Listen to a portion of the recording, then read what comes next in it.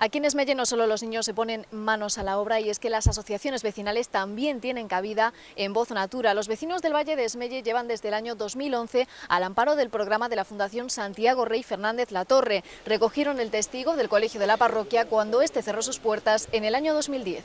La asociación vecinal coordina las actividades, pero los más pequeños siguen siendo los grandes protagonistas. Ayudan en la limpieza de montes y ríos o en la plantación de árboles. Venimos a plantarlos, a divertirnos un pouco, a pasarlo bien. Gustanos moito que non haxa contaminación no noso pobo. Aprenden a cuidar la naturaleza, también a valorar el patrimonio histórico de la parroquia. Y es que bajo el paraguas de Voz Natura, estos vecinos desarrollan el llamado Proyecto Esmelle, de recuperación del patrimonio.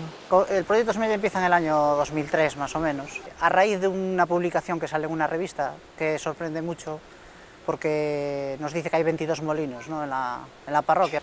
Hemos restaurado ya 9 molinos y 2 lavaderos. Esto, a altura das ventanas para arriba, hubo que levantar as paredes e facer todo, ¿no?